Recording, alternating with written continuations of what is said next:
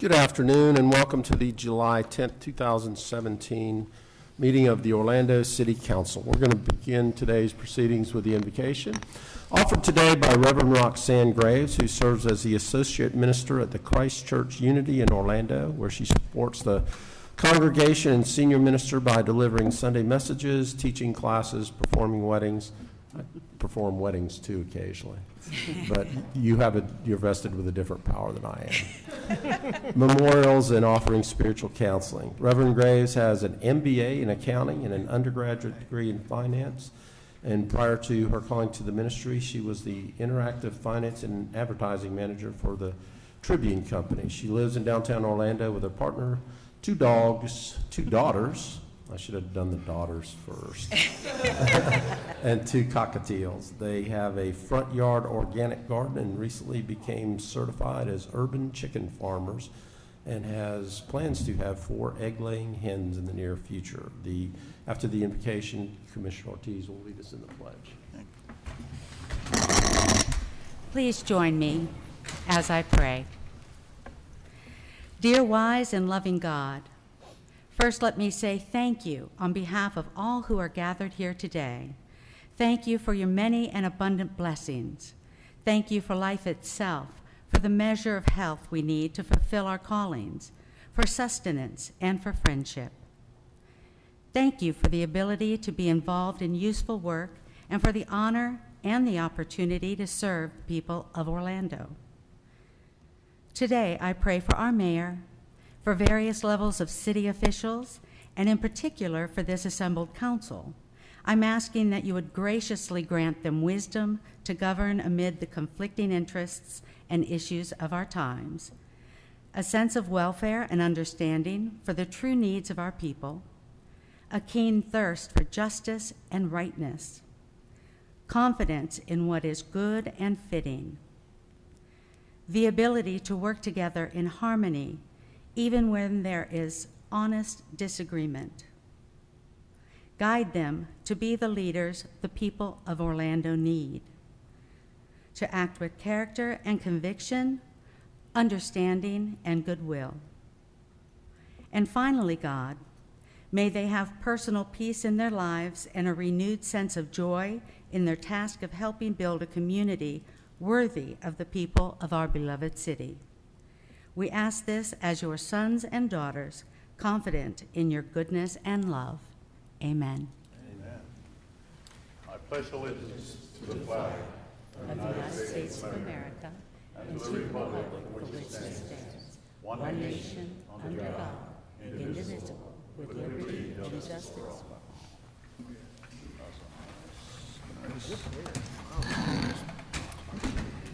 Thank you, Reverend Graves. Okay, let's call the meeting to order. Madam Clerk, would you call the roll and make a determination of the quorum, please? Commissioner Gray. Here. Commissioner Ortiz. Here. Commissioner Stewart. Here. Commissioner Sheehan. Here. Commissioner Hill. Here. Commissioner Ings. Here. Mayor Dyer. Here. Mayor, you have a quorum with all members present.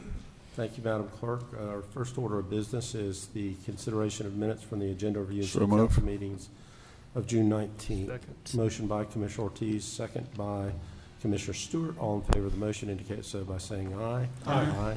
Those opposed, motion carries. All right, we have one presentation today, and I'm going to ask Commissioner Ortiz to provide some background. Thank you, Mayor. In every part of this nation, people have the opportunity to pursue their dreams, and that's what America is all about. This country was built by people with a pioneering spirit. To this day, that spirit characterizes our nation, and here at the City of Orlando, we enjoy the blessing of having many entrepreneurs with the same magnificent spirit of leadership, hard work, and commitment to our community. Today, we want to recognize an iconic business leader that exemplifies that pioneering spirit. We're celebrating one dreamer's success story, Don Sergio Julian Ramos, who for 27 years has had a family-owned store in our district, District 2. Don Sergio, you're an example of resilience and hard work, and we're very, very proud of you, and as I know your family is too. So gracias por nuestra contribución a nuestra comunidad. Mayor, will you please read the proclamation for Don Sergio Julian Ramos? City of Orlando proclamation. Whereas Sergio Julian Ramos was born on December 9th, 1946 in Cuba, and whereas Sergio has worked in the jewelry industry for more than 50 years after beginning his apprenticeship at 15 in Havana, and whereas by his early 20s he had become a master jeweler, designing and fabricating handmade jewelry and old world techniques handed down through generations, and whereas along with his family he was granted political asylum by the United States government and fled Cuba in April of 1980, and whereas he established his family in Orlando and along with his wife began the pursuit of owning their own retail jewelry store. Together they spent 10 years building clientele and business relationships, eventually opening Sergio's Fine Jewelry in 1990 on Cimarron Boulevard, and whereas a family-owned jewelry store has been a staple in the community for 27 years in the same location, and in 2000 he purchased the shopping center where the store is located with a vision of renovating the building and also a means of giving back to the community that has embraced him for so many years. And whereas after 37 years of residing in Central Florida and seeing the changes to the area and the creation of the Gateway Orlando District, he plans on renovating the building once again with a focus on designing a building that reflects the City of Orlando's vision of the Gateway to our beautiful city and our community. And whereas today we celebrate Sergio Julian Ramos, the citizens he has served and all that he has achieved along with his family. Now, therefore, we, Buddy Dyer, Mayor of the City of Orlando, and Tony Ortiz, District 2 City Commissioner, hereby do proclaim July 10th, 2017 as Sergio Julian Ramos Day in the City of Orlando.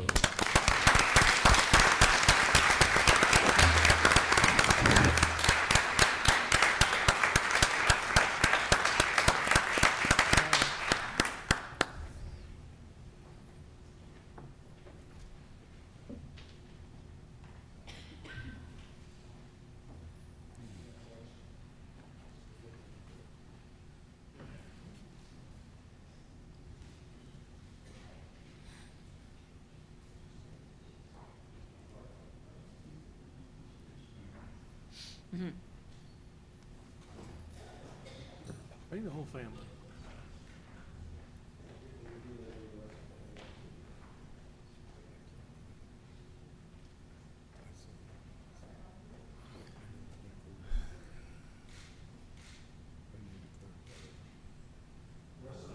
Yeah, how cute. Yeah, come on, bring them all up. Absolutely. Make it a party.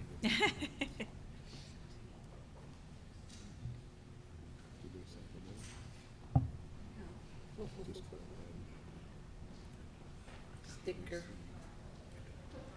Get the sticker.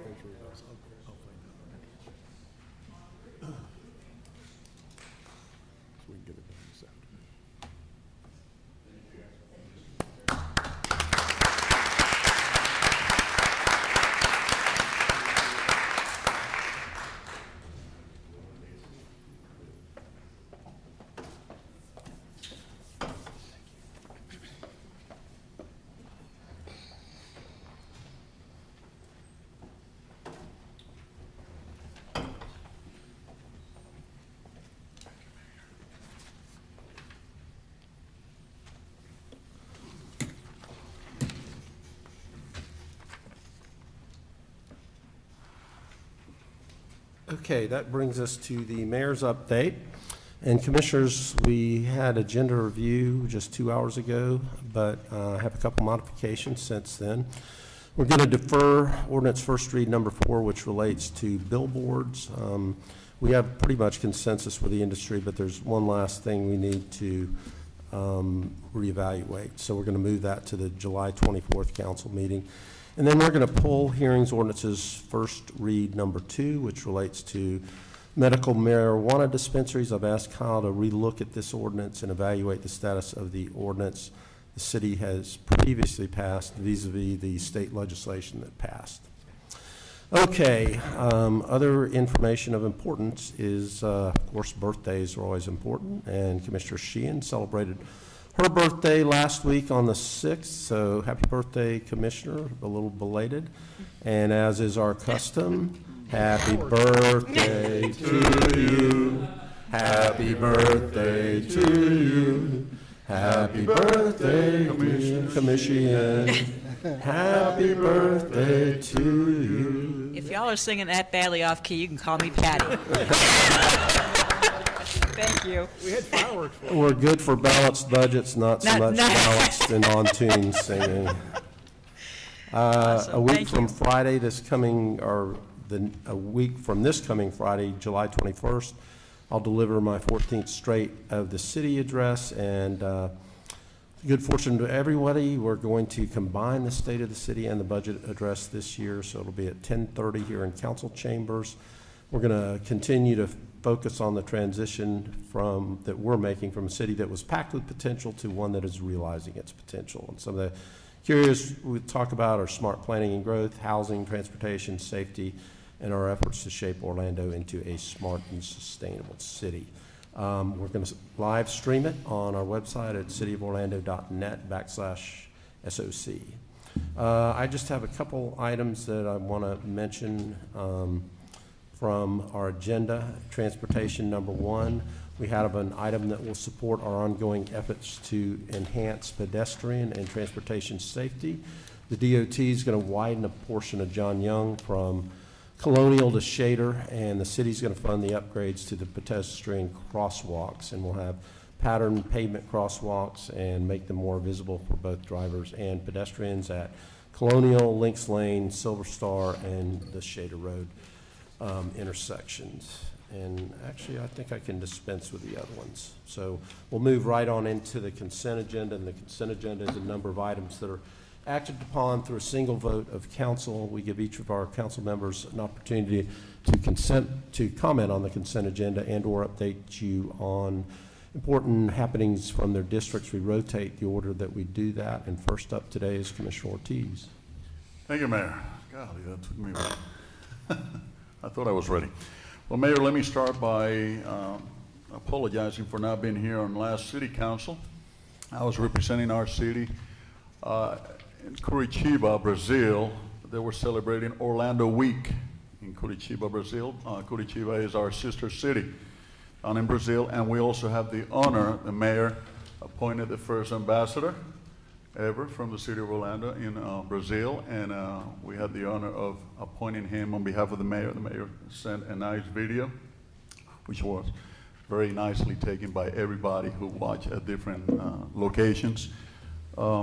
We had the chance to meet with Mayor Rafael Greca, who's the mayor of Curitiba, and it so happened that he was a mayor 21 years ago when the first transactions to become sister cities were planned. So he's back as a mayor. He just started at the beginning of this year, and he was very glad to reinstate that relationship between Curitiba and Orlando. We also met with the Secretary of Tourism, the Secretary of Education, with planners from the city, and it's amazing how many things we do have in common. And as a matter of fact, as a result of that trip, there's a couple of companies that are coming over. We have meetings set up. They all have to do with sustainability. Curitiba is big in transportation and sustainability. And we're already lined up with Mr. Chris Castro on OUC to have some of those meetings. And they're really looking forward to continue this relationship and continue to embark on new ventures in Orlando. As we all know, Brazilians has been a great part of our tourism in Orlando for the past, X amount of years. And we're very happy to continue and nurture that relationship. So that's the report from Brazil. And on June 26th, we joined Gateway Orlando at the Art Way to Heaven event.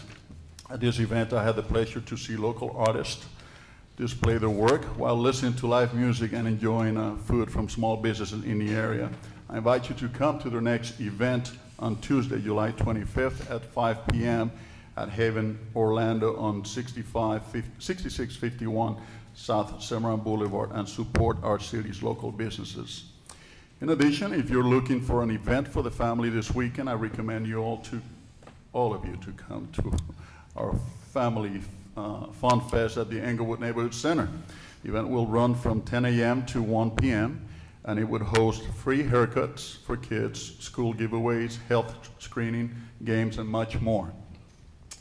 I'd like to remind you that on Thursday, July 20th, our neighborhood leaders would meet at Englewood Neighborhood Center from 6:30 to 7:30 to talk about topics of interest in our community. and voice their ideas in regards to works in our district. And that's all I have, Mayor. Thank you. Thank you, Commissioner. We'll move to District 3. Commissioner Stewart. Thank you, Mayor, and let me say congratulations to you and your staff and our city for a great fireworks at the fountain on July 4th and celebrating Commissioner Sheehan's birthday. It was a couple of days early. Thrilled about doing that for Commissioner Sheehan. I think it was one of the best ones we've had, and then I got a chance to watch the television coverage, and I'm telling you that I think our city was well spotlighted. So, and then plus we also got in the middle of a rainstorm. So we did a good job. So congratulations to everybody involved in that. A couple of quick things in the district. Let me just share these with you. As we gear up for National Night Out, that's going to be taking place on October 3rd. There's a lot of great community events focused as we move towards that night. One of those on July 18th at the Rosemont Community Center is a free self-defense class starting at 6 o'clock, led by our own district liaison officer, Corporal Kirkpatrick. Check out the city's website for other great events. Our District 3 National Night Out kickoff is going to be on August 9th at the College Park Community Center, focusing on school safety and children's safety, so we want to make sure people come to that. For those who have an interest in the Corrine Drive, I've had a lot of people contact me. We're asking you to please come to the second meeting of the Metro Plans Phase 2 of the the Corrine Drive Complete Street Study. The open house will be a meeting taking place over on July 27th at 6 p.m. at Lou Gardens. We get a chance to share the public survey information they've given us and work down this path a little bit more. This is the second of 3 meetings that we're having so far, and it's being done by Metro Plan, not the City of Orlando. So we're encouraging everybody to get involved. If you'd like to know more about it, you can visit CorrineDriveStudy.org or contact my office. And also on July 27th, the Family Parks and Rec Showcase will be there, right, Lisa? All right, well, I'm excited about that. I'm excited about winning again this year for my district. It's going to take place at 7 p.m. at DPAC. It's a great chance to see the talent that we have there in our community centers during the summer. They work hard, and it's a lot of fun on top of that. So please get a chance to join us. And Mayor, thank you for mentioning J1. That's an important connection, I think. Of course, it borders Commissioner Hill and I, but important that we continue that pedestrian commitment. We're doing that on several other little projects that are coming forward. But those are all these things that enhance our ability to be a walkable city. And I want to tell you how much I appreciate our staff working on that to make sure that happens. So that's on the local funding agreement for the John Young Parkway. So thank you very much, Mayor, and that's all that I have. Thank you, Commissioner. We'll move to District 4. Commissioner Sheehan. Thank you for the birthday wishes. And Commissioner Stewart, until I was 12, I thought I was born on the 4th of July, and then I found out it was actually the 6th. I was so disappointed because we always did the family stuff on the 4th. So I always thought the fireworks were for me, but I try to make as many fireworks as I can. So that's all good. You can claim it. But Chris Wallace and his staff did just an amazing job, and the communications department and the police department. Everybody just did a great job. That was a wonderful event. So thanks to everybody. It's nice to have a large-scale event like that and not to have any issues or problems. So it was a wonderful night for everyone. On the agenda today, I want to thank Billy Hadaway, Lawsona Fern Creek sign. We finally got that. Unfortunately, the legislature preempted us again in order to be able to even put neighborhood signs up. So Billy worked hard to be able to get that reinstated, and I think these neighborhood signs are very important to neighborhoods, and I'm glad he worked so hard on that. On the Downtown South Neighborhood Improvement District, I know that's coming up in the reading, but I just want to thank Harlan Hansen and everybody involved with the planning in Charette. There's a large attachment to our council agenda, but they really did a good job talking about complete streets and things to really enhance the Orange Avenue area by the hospital and working with the Downtown South and SoDo Main Street. I think there's some really good things happening there, but again, great job to Harlan and his team for putting on a really great planning charrette on that. And I know we took it off the agenda today, but I feel really strongly about the medical marijuana dispensaries, cannabis. I work a lot with women who are affected by breast cancer, and this is not smoking a joint just for recreation. This is actually a situation where these women are dealing with chemotherapy, and lots of cancer survivors are dealing with chemotherapy, and their appetites are suppressed. They're losing weight, and this is the one thing that actually helps them and eases their symptoms and their pain. And I'm glad that we pulled this prohibition off today, because because I feel very passionately about this. 72% of people, in this state wanted to vote for medical marijuana to assist people that are dealing with these kinds of horrible situations. People who are suffering from HIV also have appetite suppression, and again, this is just an oil to help them with their medical needs. And I think that we need to think about being compassionate towards others, and I'm glad that we took the prohibition off today, and I support dispensing medical marijuana and cannabis to those who really need it. Thank you, Mayor. Thank you, Commissioner. We'll move to District 5, Commissioner Hill. Thank you, Mayor. I'm just going to slight report on Thursday, June 22nd. Oh, one other thing. I heard another title I hadn't heard about you, Mayor. They called you the hip-hop mayor of Orlando. I guess you... That's a little secret to me. You're on 95.3. I'm an unofficial member of that DJ team. I heard. On Thursday, June 22nd, I attended the groundbreaking ceremony for Princeton Oaks Industrial Park, which is going to be built there in the W.D. Judge Mercy Drive corner. I'm so excited about this project now coming up out of the ground by the foundry. Over 600 jobs will come to that area, and they have partnered with Job Partnership to make sure that the residents there in that corner have job opportunities and skill sets to be able to build that project, but also have long-term jobs there. So that's something I know has been in the pipeline for over a year and a half, and it's been a tumultuous time to get there, so we finally broke ground. On Monday, June 26th, it was my honor and privilege to travel to Washington to go to the Hill and advocate for the youth here in Orlando. The National League of Cities called me up to talk about something that's on our president's budget that has been cut. It's on the chopping block, and that's the 21st Century funding, which employ many of the youth here in the city of Orlando, but throughout the nation. There also have been cuts when it comes to food programs. And one of the things that we do, and was one of the first in Florida when it comes to food programs in the evenings and in the mornings and after school. So those things were on the chopping block. So I went up to the Senate with some other leaders throughout the nation to advocate for senators to make sure that those funds are in their budget, even if it's cut there in October. So it was an honor to go up there and stand in the gap for youth jobs and services throughout the nation with other leaders. And I'd like to thank Congresswoman Val Demings and the office of Senator Nelson for allowing us to come to their office.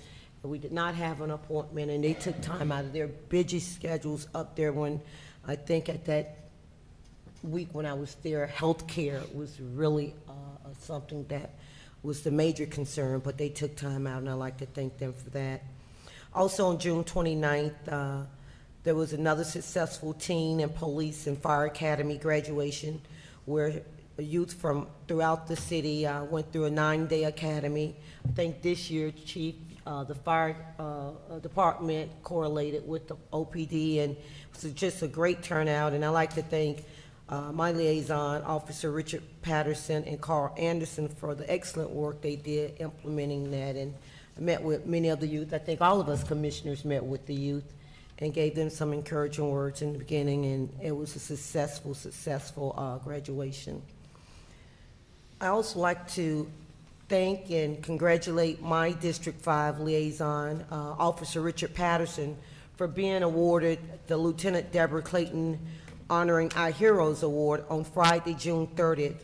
This award is given to officers in our community who are doing extraordinary things and making a significant impact on the youth residents of our community. The officers that received awards were nominated by students in our community. As most of you know, I am a strong believer and advocate of 21st century policing, or better known as community policing, something that Chief Mina and with the mayor's support really is, I think that we're leading. When I go through other places in the nation, that we have some of the best practices, Deputy Chief Rallone, throughout the nation. So with that, by his efforts, he was awarded the Deborah Clayton Honoring Our Heroes Award at the Urban League Luncheon, and Governor Scott gave him the award.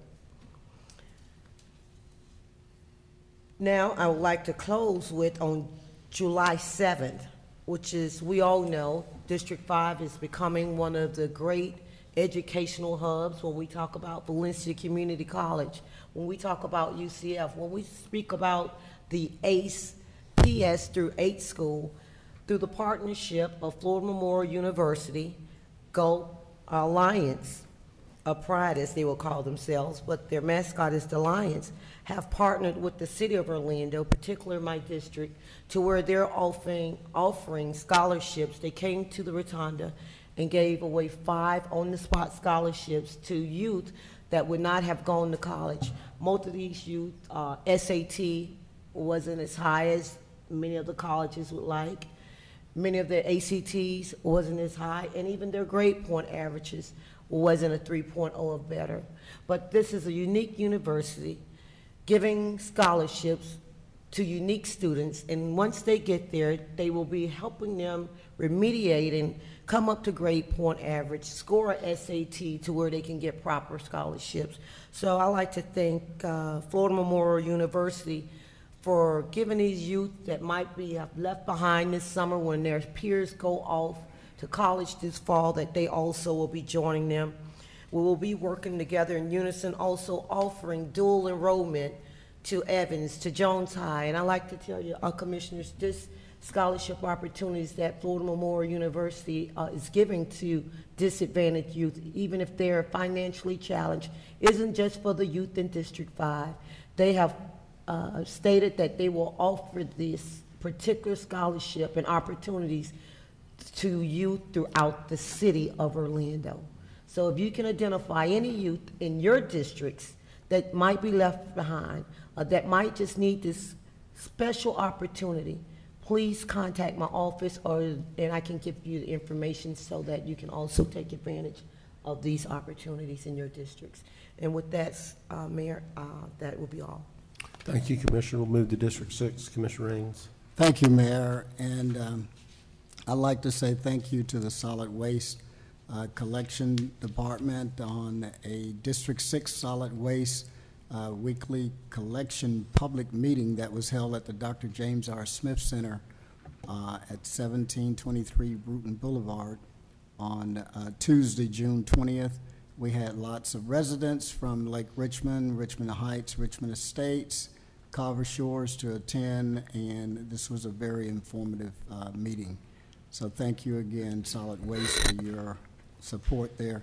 And also on June the 21st, I presented a proclamation to the National Congress, National Baptist Congress that was held at the Caribe Royale Hotel and Convention Center there at World Center Drive in Orlando. Dr. J. Roy Morrison, the pastor of Mount Pleasant Missionary Baptist Church, was the local host pastor, along with several other pastors here in Orlando. Walter Hawkins was there representing you, Mayor, in the mayor's office during that particular event. And also on Wednesday, June 21st, I conducted a radio interview with Brazil Radio. Marcelo, who is the owner of the Brazilian radio station, we had it in your office, Mayor Dyer, in the cabinet room. Luis Martinez was there, along with Alejandro Pizzini from the AMP group, I Drive NASCAR, to assist with this particular interview. And it was a great interview talking about the impact that the Brazilian families are having and Brazilian businesses are having in Orlando and the Central Florida area. So this was a great interview. And then on Thursday, June 22nd, I attended the world's largest swimming lesson at the Dr. James R. Smith Center. District 6 was one of the host areas, so other pool areas within the city were also conducting this swim lesson. What's really important about that is our youth, our young people, Water safety is very important, and we try to assist them as much and as often as we can in learning how to swim. And I'm happy to say that lots of swimming activities are taking place at Hankins Park on the weekend. There are diverse families that are there, which makes it really good because it is a community pool. And so many families have an opportunity to come and enjoy our amenities.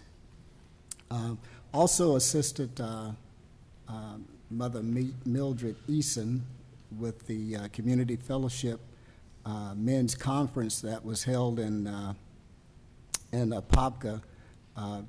They were celebrating their men's conference, and I was there to bring greetings on behalf of Orlando, excuse me, Community Fellowship Church of God in Christ, excuse me, is located in District 6, and I often attend that church with Pastor Eason. So this was a great event and very well attended by several different church organizations and groups. And then also Mavis Walcott, a constituent of District 6, celebrated her 80th birthday on this past Saturday, and our very own Reginald McGill was the MC for that event. It was held at St. Mark AME Church there on Bruton Boulevard. So this was a very good program and attendance and dinner. So the gym area was packed. Tables were filled to capacity.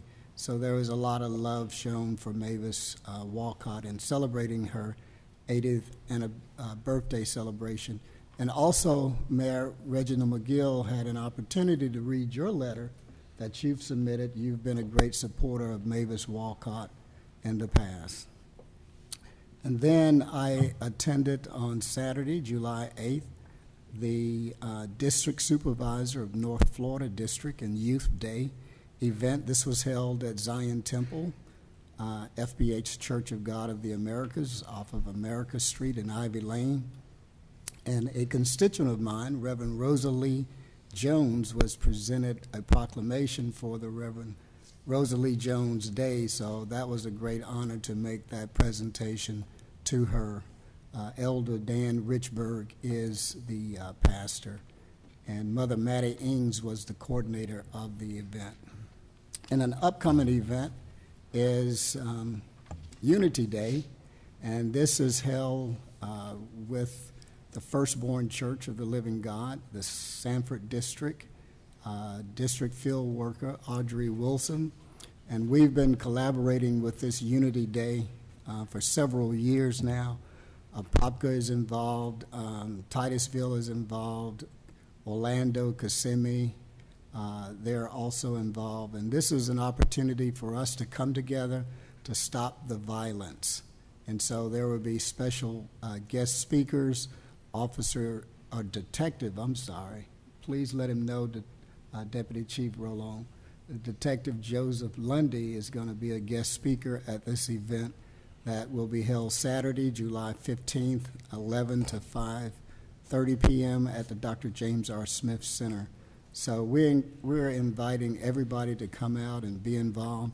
And also coming up is a July 17th community meeting in Metro West concerning a lot of the issues dealing with traffic, concerns there at the Metro West elementary schools, because there are going to be 2 schools that are opening up in that area this school year, and it's going to be interesting because they're going to be opening at alternate times and letting out at alternate times. So it's going to be interesting, challenging, but I think we'll be able to get through it. And that's all I have, Mayor. Thank you, Commissioner. And District 1, Commissioner Jim Gray. Thank you, Mayor. Activities in District 1 are on our website and Facebook page, but I did want to mention that I've started a series of open houses to allow folks that maybe don't have the opportunity to come here to just stop by and share with me what's on their mind. So the first one is tonight from 6:30 to 7:30 in our Lake Nona office, and everyone's welcome there.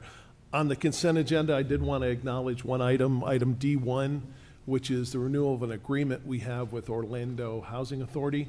and our Recreation Department, and I wanted to give kudos to Lisa Early, Denise Riccio, and Rodney Williams for kind of cultivating and nurturing that program, which is a partnership whereby the kids that live at that facility are given both educational as well as recreational opportunities. So it's a good partnership, and thanks to Lisa and her team for making that a valuable tool for the kids. And with that, Mayor, I would move to approve the consent agenda. Second. Motion by Commissioner Gray, second by Commissioner Ortiz. All in favor of the motion indicate so by saying aye. Aye. Those opposed, so the motion carries and the consent agenda passes. Are there any students here today from college, from Valencia or UCF? Would you guys stand? Cool. Anybody that's here from Valencia or UCF, thank you for being in attendance today.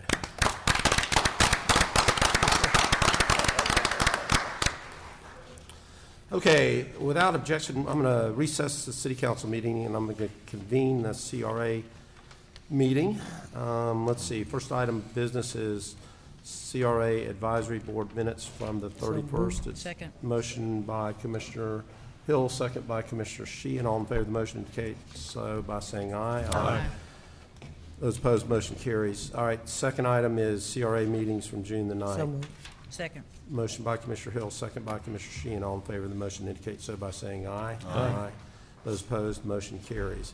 All right, the next item is a item that is re-agended. I'm going to slip up here and call it reconsidered, but under our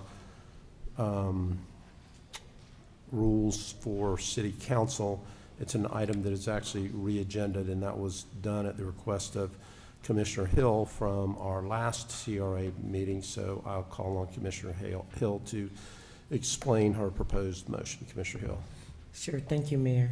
Mayor and Commissioners, you'll recall that at our last CRA meeting on June 19th, I notified you that at today's meeting, I would propose a motion to amend something previously adopted relating to the ranking and contract negotiations for design build services for CRA Paramore residential housing, and that was the RFP 17-0247.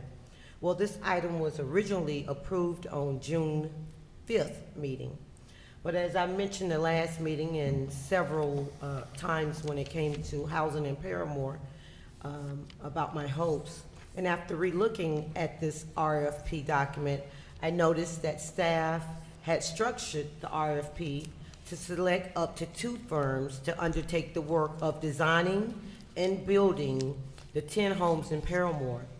So after thinking about it some more, it occurred to me that selecting 2 firms instead of 1 had some advantages. For one thing, it may speed up the delivery of these new homes to have 2 firms working instead of just 1. And it also introduces 2 firms, excuse me. Yes, it also will introduce 2 firms to build Paramore.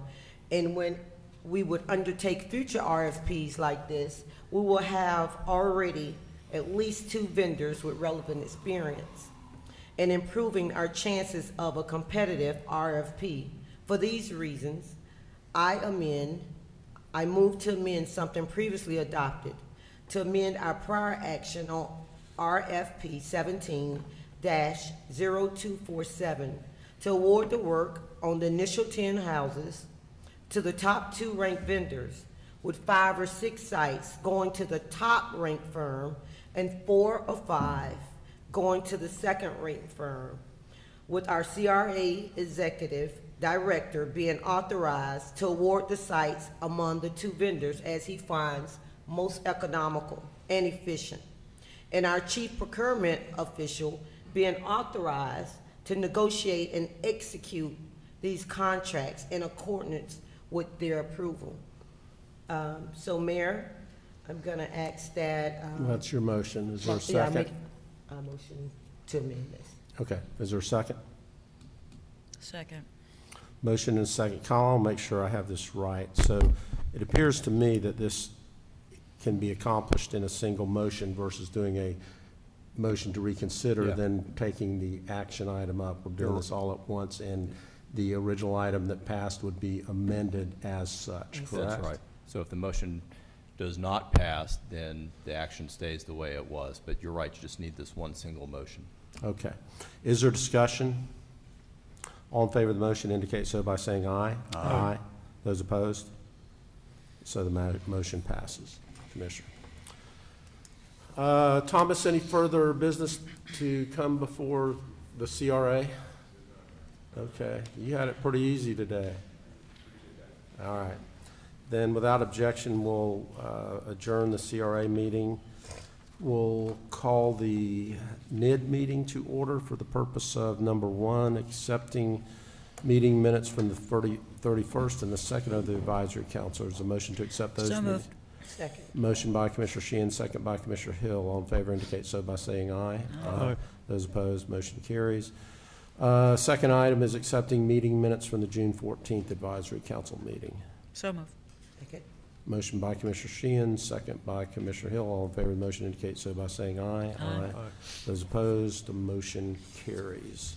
All right, we'll adjourn the NID meeting, reconvene the city council meeting. That brings us to hearings, ordinances on first reading, number one, Madam Clerk.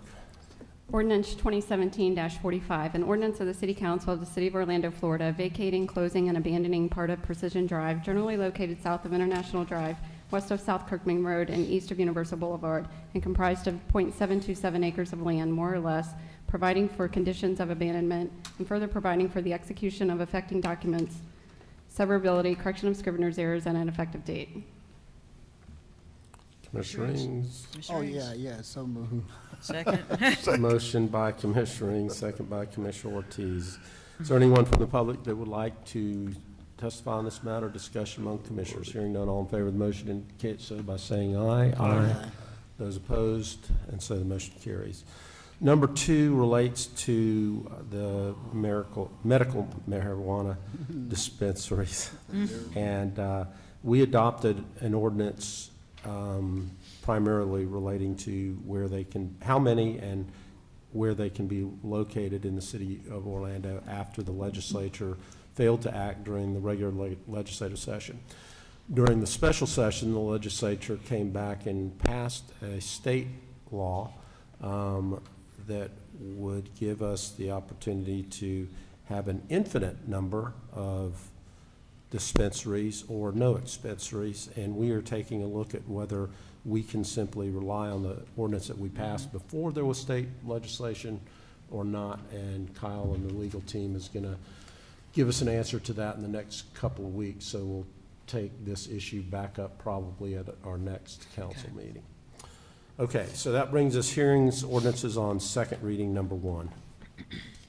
Ordinance 2017-30, an ordinance of the City Council of the City of Orlando, Florida, amending and restating the boundaries and land development regulations of the 8301 McCoy Plan Development Zoning District relating to certain land generally located north of McCoy Road, south of Dakota Drive, and west of Narcoossee Road, and comprised of 10.4 acres of land, more or less, providing a development plan and special land development regulations of the Plan Development District, providing for severability, correction of scrivener's errors, permit disclaimer, and an effective date.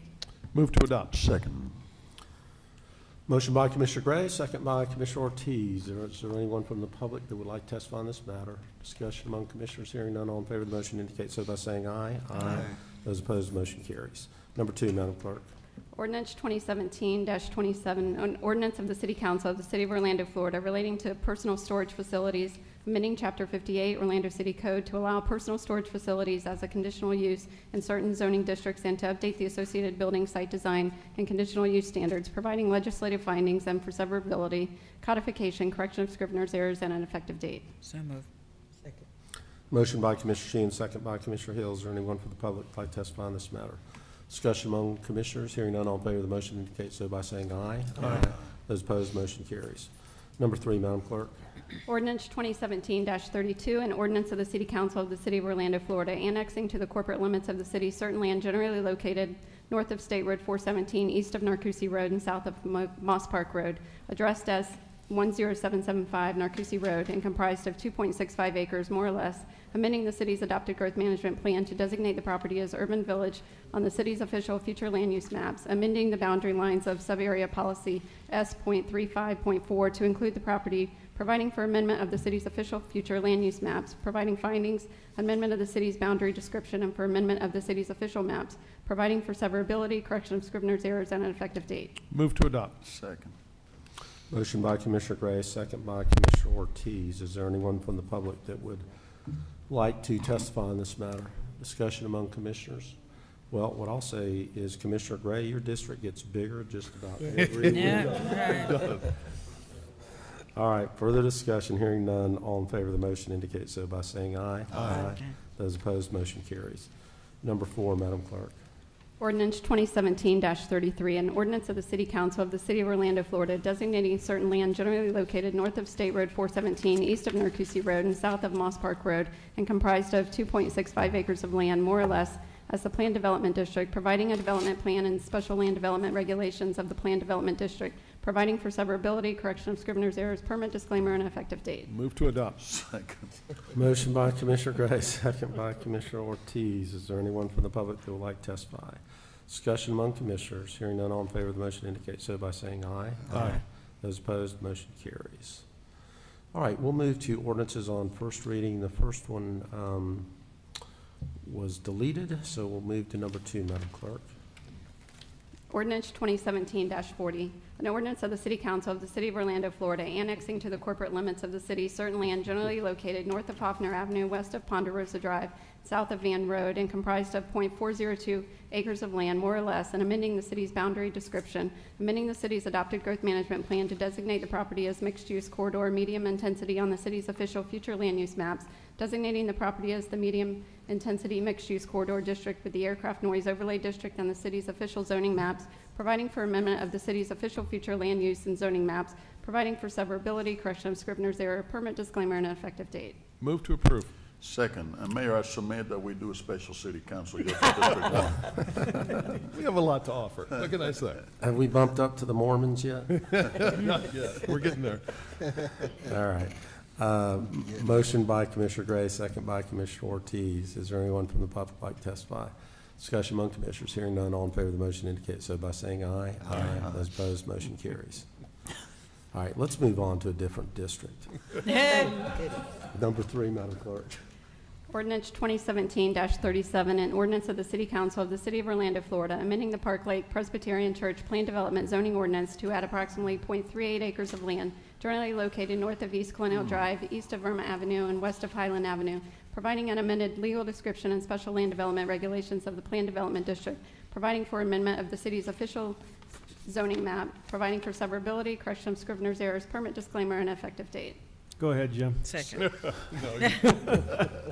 So moved. Motion by Commissioner Stewart, second by Commissioner Sheehan. I'll say this is a pretty cool use, though, Commissioner. I think you trump him today. All right. That is a cool use. It is a very cool Finish use. that out. Yep. Okay. Anybody want to testify? Discussion among commissioners. Hearing none, all in favor of the motion indicate so by saying aye. Aye. Those opposed, the motion carries. All right, number 4 was the billboard ordinance that we are going to hear at our next meeting, so we'll move to number 5. Ordinance 2017-34, an ordinance of the City Council of the City of Orlando, Florida, rezoning certain land generally located west of South Orange Avenue, south of West Harding Street, north of West Muriel Street, and comprised of 1.68 acres of land, more or less, from the MU-1 Medium Intensity Mixed-Use Corridor District with the traditional city and special plan, Orange, Michigan, overlay districts in part, and the R-3B Medium Intensity Development District with the traditional city and special plan, Orange, Michigan, overlay districts in part to the Plan Development District, providing a development plan and special land development regulations of the Plan Development District, providing for severability, correction of Scrivener's errors, permit disclaimer, and an effective date. So moved. Second. Motion by Commissioner Sheehan, second by Commissioner Stewart. Is anyone from the public like to testify? Discussion among commissioners. Hearing none, all in favor of the motion indicate so by saying aye. Aye. Those opposed, the motion carries. Number 6, Madam Clerk. Ordinance 2017-44, an ordinance of the City Council of the City of Orlando, Florida, designating certain land generally located south of the east of International Drive, north of Carrier Drive, and west of Kirkman Road, and comprised of 64.716 acres of land, more or less, as the Plan Development District, providing a development plan and special land development regulations of the Plan Development District, providing for severability, correction of Scrivener's errors, permit disclaimer, and an effective date. Move to approve. Second. Motion by Commissioner Ings, second by Commissioner Hill. Is there anyone from the public like to testify on this matter? Discussion among commissioners. This is an equally cool one too, Commissioner Ings. Yeah, Mayor, I was getting ready to say, you know, I am just so happy with Universal Studios moving on this particular project, because they could have sat there and waited and planned and planned and planned, but now they're moving forward, and this obviously is good for us from a tax perspective, but what it really does for North I Drive and to help those other businesses out there on North I Drive. So this is really great, and this is a great impetus that will move commerce further, businesses, job opportunities in District 6 and the city of Orlando. Okay, I thought I saw representatives from Universal. They were here. Yeah. They must be confident it's going to pass. Maybe we'll just defer this one. No. All in favor of the motion indicate so by saying aye. Aye. Those opposed, motion carries. Okay, Madam Clerk, if you would you read both 7 and 8, and then we'll have a briefing on what we're doing here as it relates to both of those.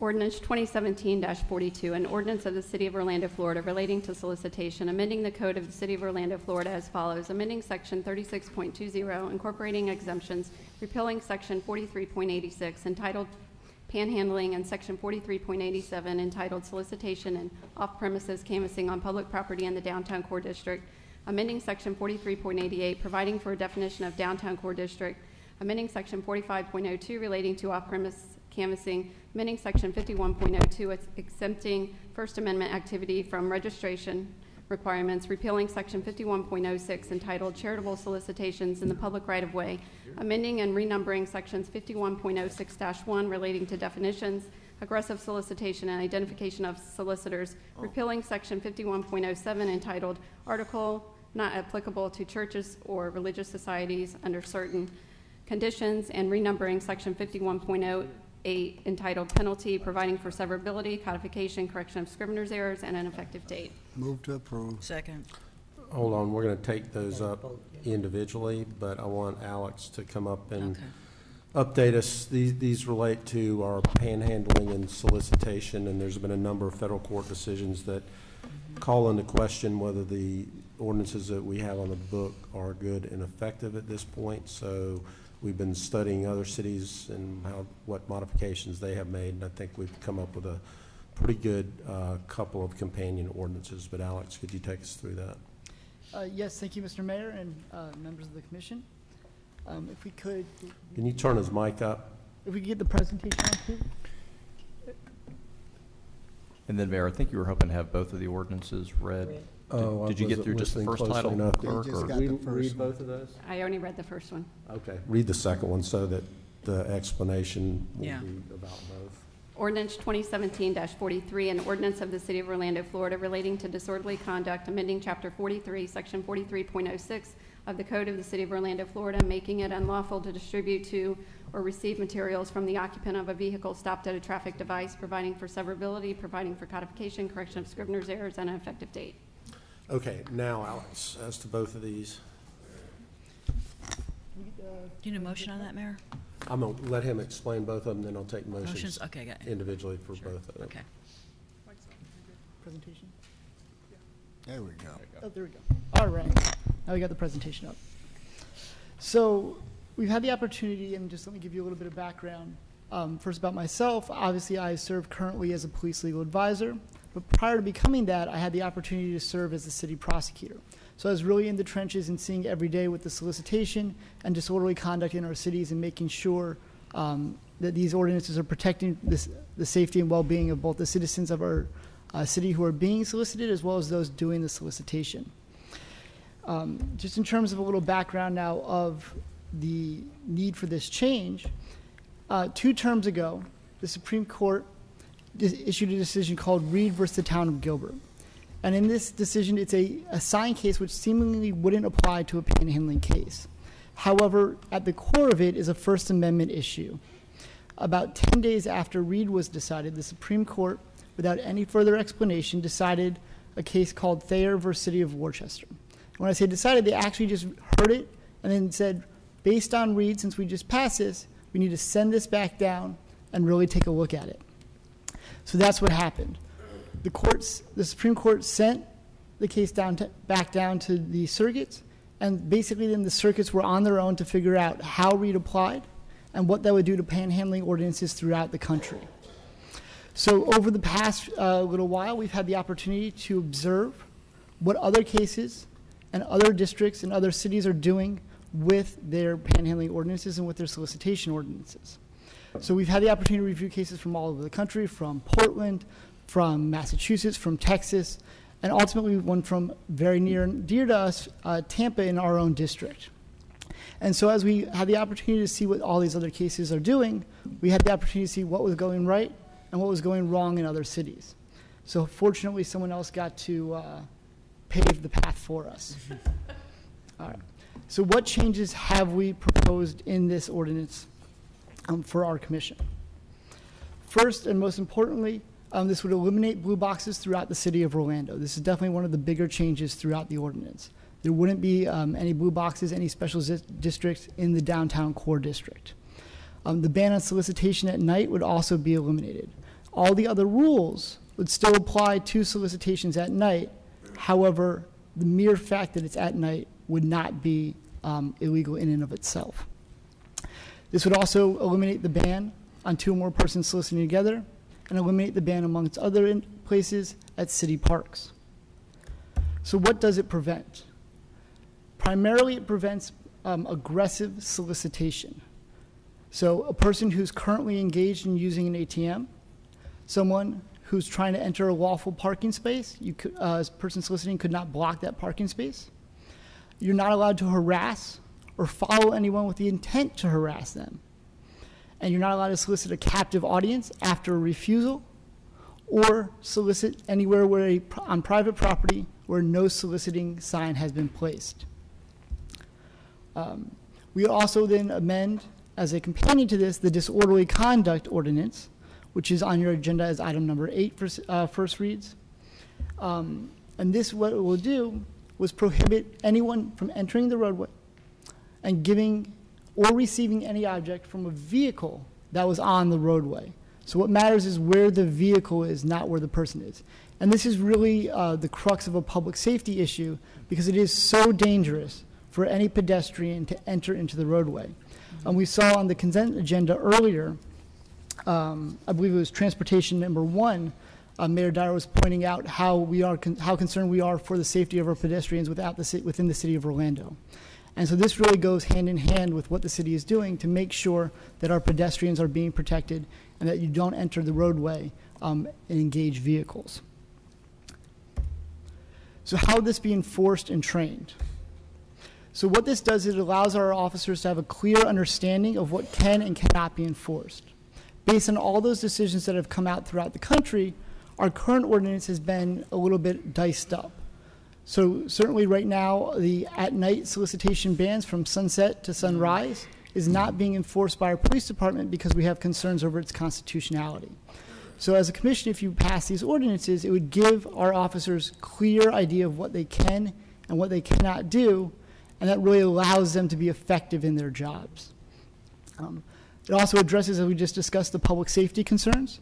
Primarily, all solicitation ordinances are public safety concerns in the city of Orlando. We want to make sure that both our visitors and our citizens, as well as those individuals soliciting, are protected in a safe environment in the city beautiful.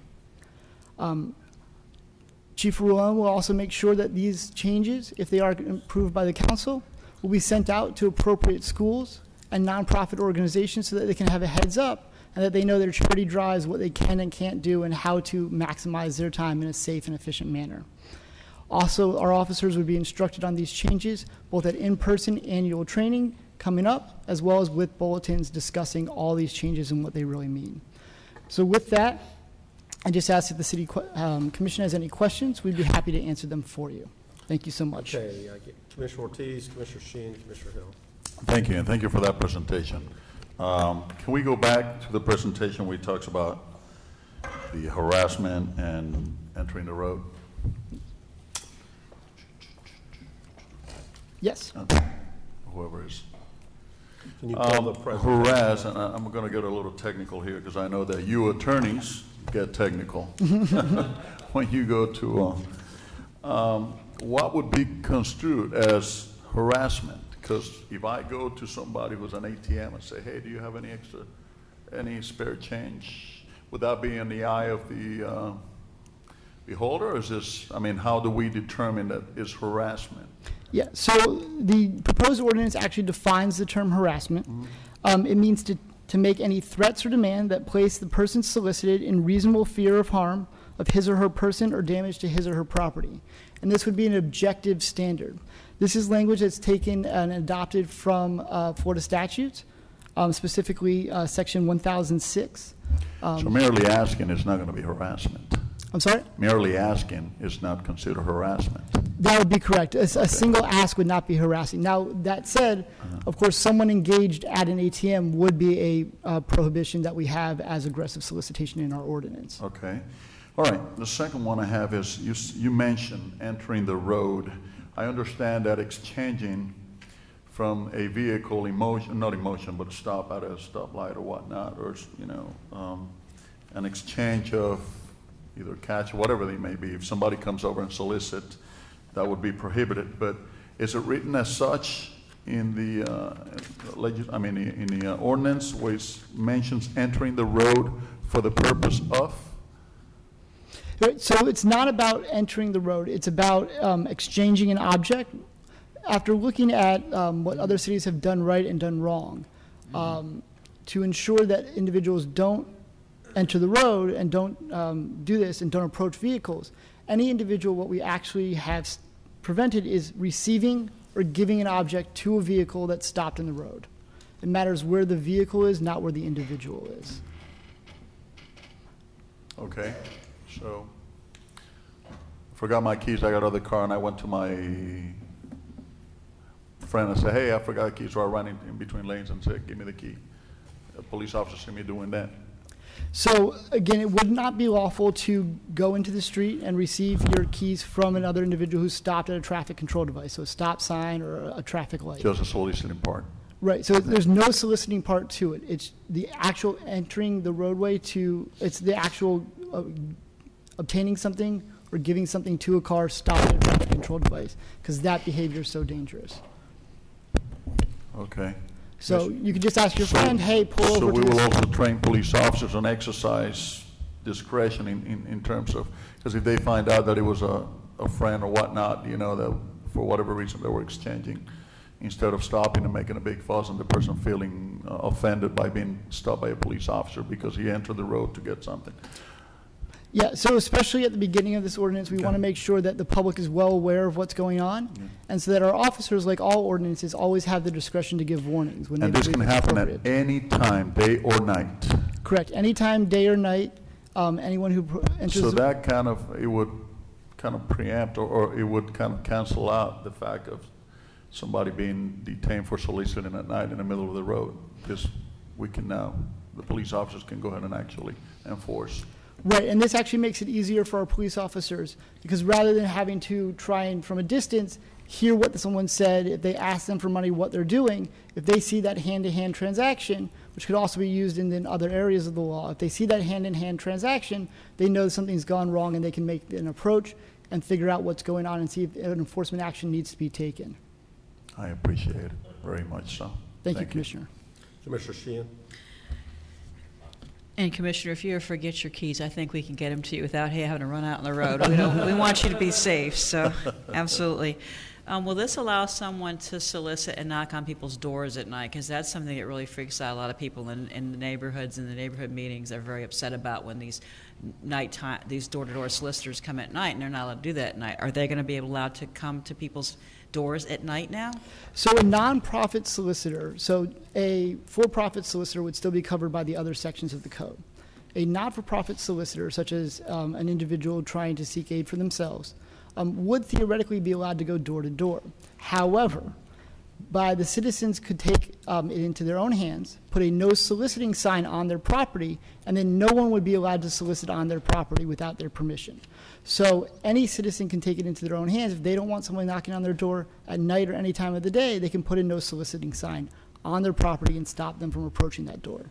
Okay, and I've had a huge problem with the intersections, Mayor, so I agree. This has really become a huge public safety issue, especially at Mills and Colonial. It's gotten just absolutely ridiculous, and I know, Commissioner, whenever I'm coming off of I-4 at Princeton, it's constant, and as a woman driving alone, it's very, very intimidating, and I'm worried they're going to break out the window. I mean, it's just, this is a public safety issue, so I appreciate especially that, because that's become a real problem in my district as well, and that's all I had. Thank you.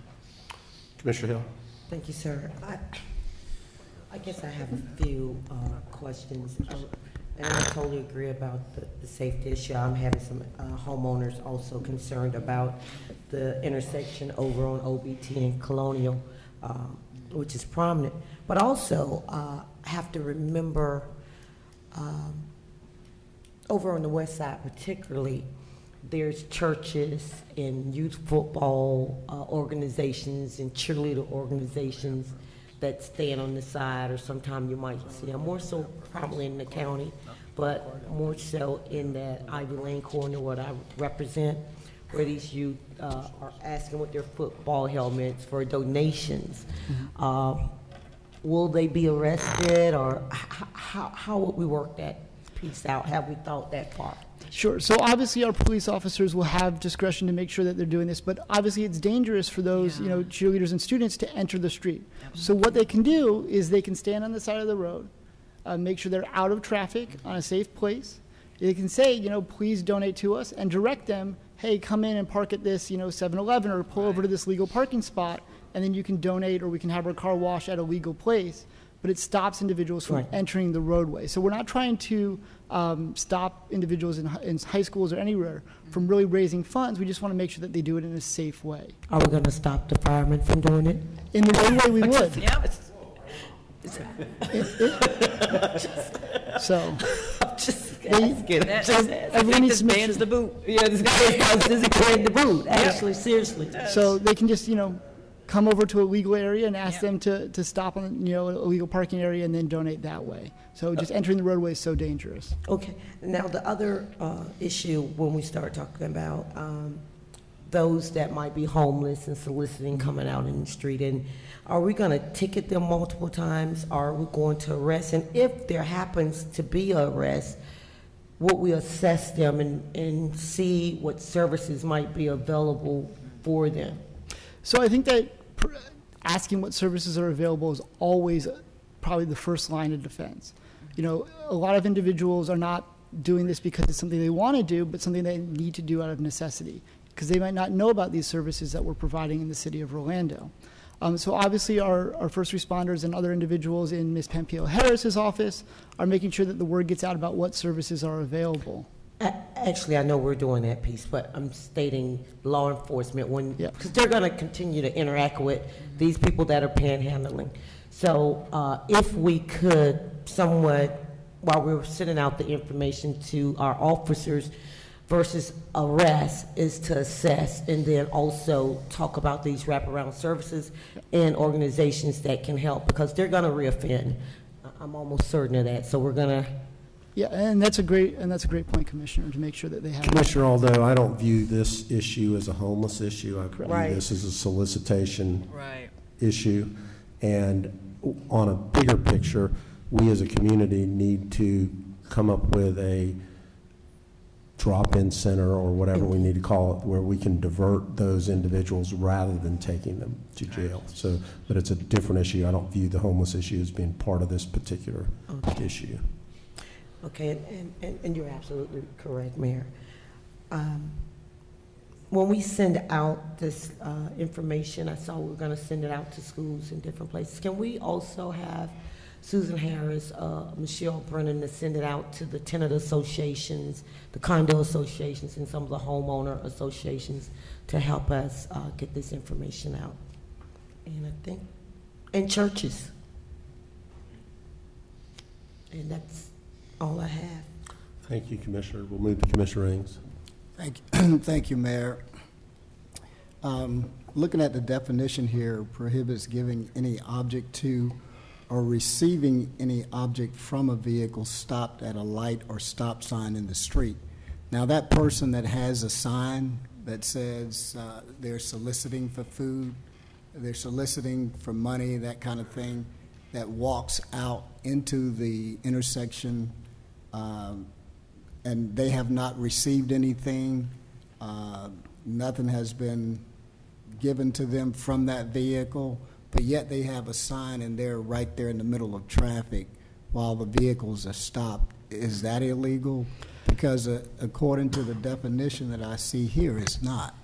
Correct. So our ordinance doesn't address that specific concern. So anyone walking out into traffic outside of a crosswalk or other appropriate area would be in violation of a Florida state law for traveling in the roadway unlawfully. So that would be covered by Florida state statute. So our officers would be able to make contact with them for that. But if they were just merely walking back and forth in the crosswalk, it wouldn't be covered. But we're not including that in this particular ordinance? Correct, because the idea of walking into the street would already be covered by Florida statute, so we didn't want to run afoul of that. Okay, and you wouldn't be running afoul of it, would you, if you were enforcing it? So we can certainly enforce the Florida statutes, but by having an ordinance with a different penalty than the state statutes has, we might run into some legal issues with that.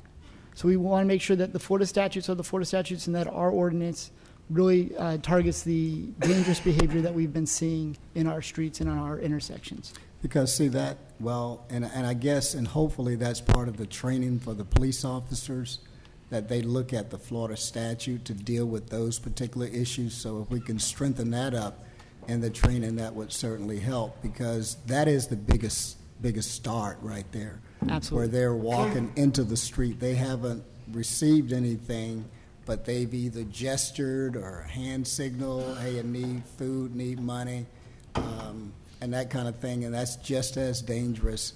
And if we're just relying on this ordinance, then I think the officers are going to miss it. Public's going to miss it as well. Right. Thank you, Commissioner. All right. The other thing, too, is your announcements, getting the message out to the schools. This is a real big issue. So I think that there needs to be some type of PSA campaign specific, like click it, ticket, and that kind of thing, so that people are aware that this is for real and that the city of Orlando is taking this type of action to make sure their streets are safe, and so that everybody could see it. So, you need some type of commercial campaign, Mayor, to deal with this as well. So it goes beyond just sending a message to the kids in school. Right now, school's out, so yes. What are we going to do in the meantime? That's all I have. Thank you, Commissioner. We'll move to Commissioner Stewart. Alex, thank you. I got a lot of questions, and let me kind of cover a couple of things. The first is, it seems to me that we have really kind of two areas of solicitation we're looking at. One is the solicitation at home, somebody's coming to my house. Sure. And then one solicitation really in public areas, if you want to call it that, and then that gets defined a third or fourth way. So I really have a concern I don't understand, and I'm trying to read it over the weekend, and I'm just really uncomfortable. I don't understand how we have to remove the place of solicitation as a violation completely from the ordinance. When we basically have said on the place of this is that you can't. We used to say you can't solicit on a bus stop or train stop. Okay. Mm-hmm. Any public transportation, any vehicle, any sporting facility. Now, if what we're saying is that that's a captured audience, and we're now going to define that as the captured audience, I don't see that connection between the two. Sure. So we've basically said you can solicit anywhere you want to, except that the object of a bus or train stop, it's a captured audience. I can't go anyplace else. I'm waiting for the bus. Right. But I don't see us taking that kind of captured audience where I can't go anyplace else and having that better defined. Right. Does that make sense to you? So the captive audience is basically an audience that isn't free to get away from the message. So certainly someone riding a bus would be a prime example of a captive audience. But this doesn't say, remember we said before, a bus or train stop, not riding a bus. Right, so someone... I'm at a bus stop. I can't get away from him because I have to stay at the bus stop. So you consider that a captive? Well, so it depends on what you're doing at the bus stop, of course. If you're someone waiting for the bus, and that's your mode of transportation to work that day, you would be considered a captive audience. However, the mere fact that it's a bus stop, if someone's just standing there because they want to hang out at the bus stop, they would not be a captive audience. So what we had done on the old ordinance was really paint with broad strokes. We kind of painted a house, big sprays of areas, no nighttime, basically carved out most of downtown, no bus stops. What we're trying to do is go back and really use a fine-tooth kind of brush to make sure that we paint the details that we need to protect our citizens. So just because you're at a bus stop isn't necessarily enough to be protected, because you could still theoretically walk away from that if you're not the individual waiting for the bus, if that makes sense. I would like to figure out a better, I understand what you're saying, but I'd like to figure out some kind of better definition. We say public street, any vehicle in the street. So you're saying that's removed because you can't be on the street as a violation of, outside of the crosswalk as a violation of state law. So that's removed for a couple reasons. So the crosswalks issue is one why we didn't put it back into our disorderly conduct, but you are allowed to, and the courts throughout the country have said that individuals are allowed to solicit individuals on the vehicles on the street. So you could stand on the sidewalk holding a sign up that says, please donate $1 to XYZ charity. That would be protected under the First Amendment. So that would theoretically be prohibited under the old ordinance, under the current ordinance. And so what we're trying to do is go back with that fine-tooth brush and really paint the specific behavior that we're trying to curtail, which is individuals going out into the street to collect money or to collect items or to give items, which is where they are really in danger. So holding the sign on the sidewalk, not really putting anyone in danger, so that's why that's not being included. Let's go back to the football kids at Parr and Edgewater. Sure. So they're walking along the sidewalk with a sign that says, I'm collecting money from my football team. Mm-hmm. That's completely okay, not an issue. I got a sign, that's all right. Right, so that's all right. Hopefully the sign would direct them to a lawful parking area. When he now walks, when the 12-year-old walks across the street and stands in the median on Edgewater Drive, where is the violation for that? So unfortunately, there is no violation for standing in the median. That's one of the things that we struggled with for a while. However, the courts throughout the country have really said that medians are part of the public way and that just holding a sign in the median is no more dangerous. Now, obviously, we're talking about medians where there's enough area to really stand and be safe. But well, I'm not. I'm talking about a median that's 3 feet wide, that's covering 2 lanes of traffic, each going 40 miles an hour. I mean, to me, it's a dangerous position. But if they're allowed to stand there with a football helmet and shaking a football helmet in front of guys that are ready to do a left-hand turn, is that legal? And if it is legal, doesn't it seem like there's a public safety issue to protect a 12-year-old from doing that? Absolutely, Commissioner.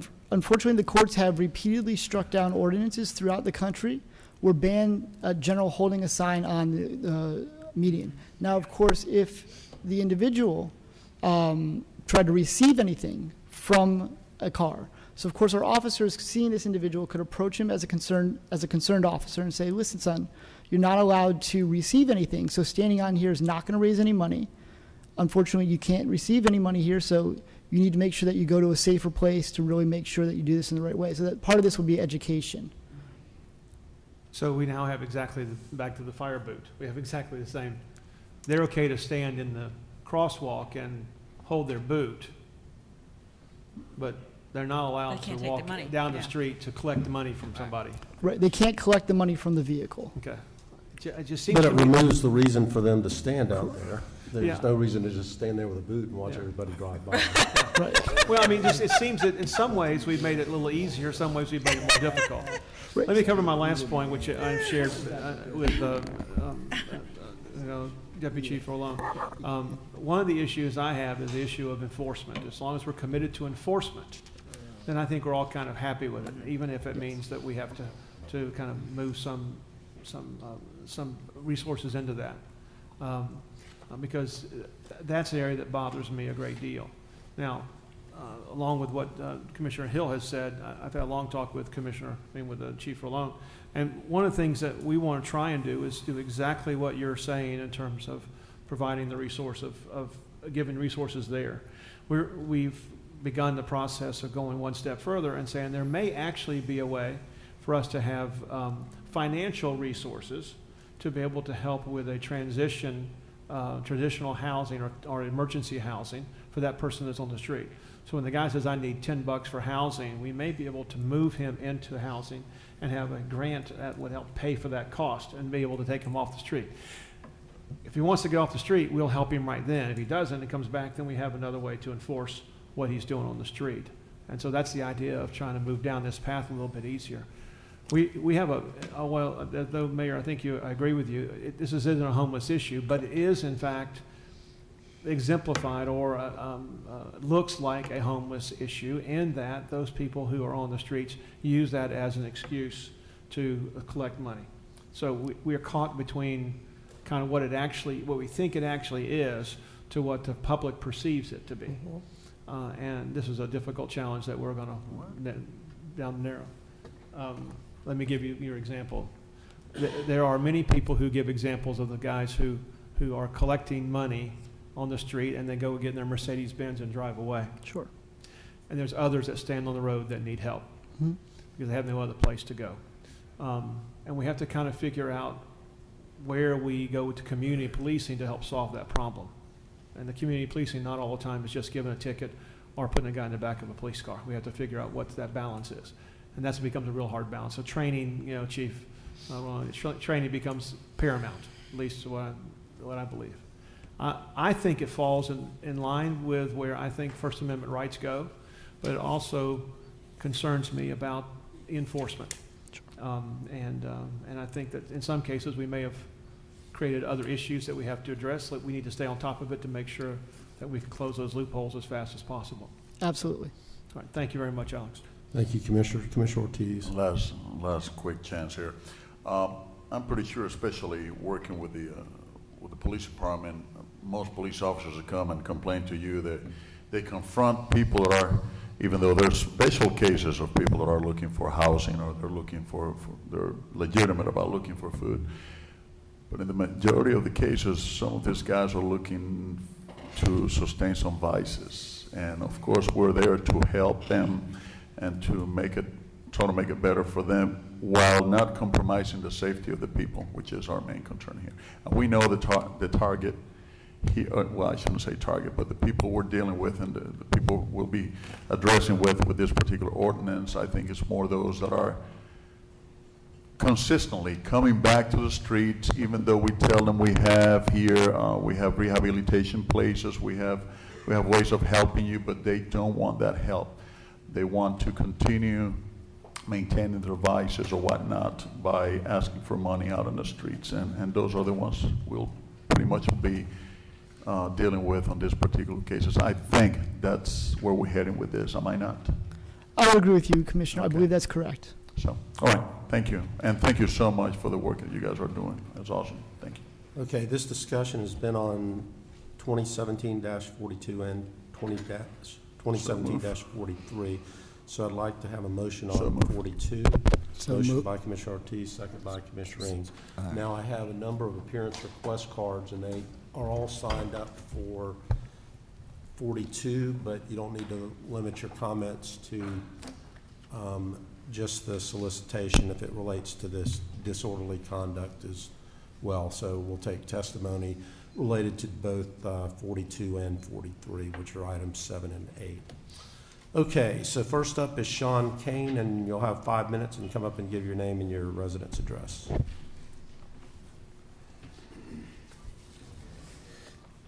Good afternoon, Sean Kane. I'm a citizen of Orlando. This is a crazy dance you guys are performing here today. 17 years ago, I started talking about these ordinances. 17 years ago, I have been proven right by the Supreme Court. And that 17 years, people have been arrested. There have been undercover officers trying to entrap people. There have been no following of stipulations and statutes to assign, tell people to go to to get the necessary maps outlining the blue areas. I've read thousands of arrests, not one in those thousands of arrests. Secondarily, it's a nice idea, as commissioners are saying, to set up a commission. There's been 17,000 commissions set up by this group in the last 17 years. This is not about a guy on the street. This is a solicitation from homeless people. And don't take me to a dance saying it isn't.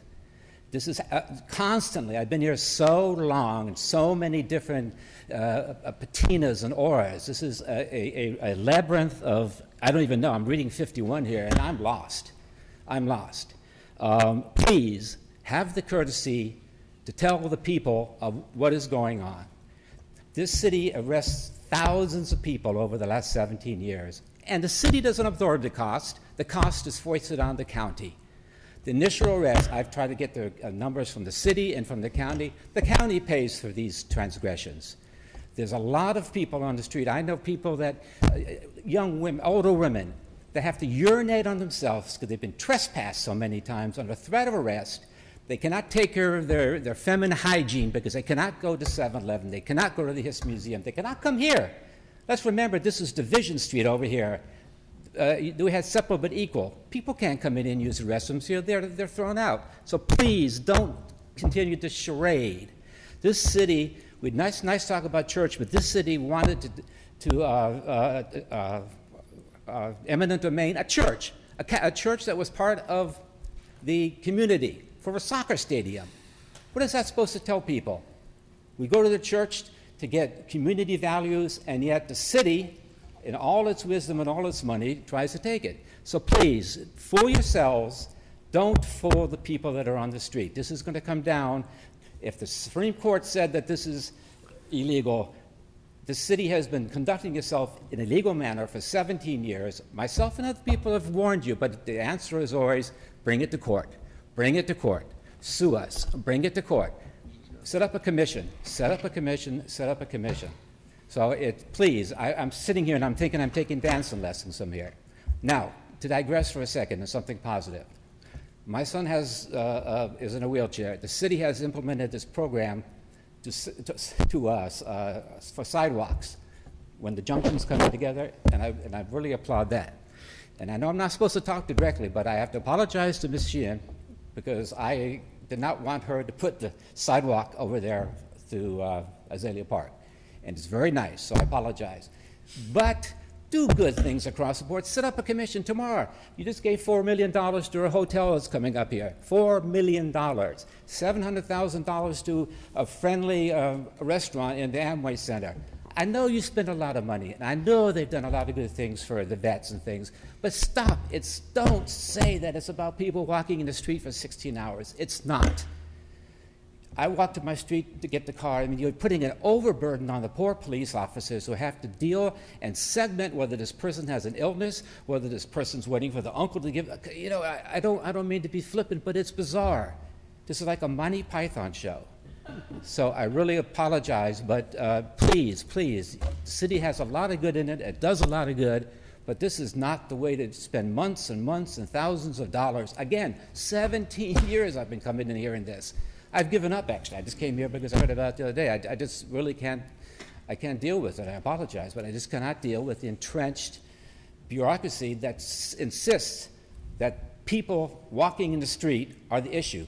I see people all the time. I know people robbing down, like I say, people getting kicked out of grocery stores. A friend of mine, she was urinating on herself in a blue zone because she was kicked out of a subway to try to use the bathroom. Anyone here can go to any subway and use the bathroom. Anyone here can go there, but because she has 17,000 pounds of regalia, she got trespassed for going into a subway. So, anyhow, I apologize, and good work on the sidewalks. Okay, thank you. Sean Hartman.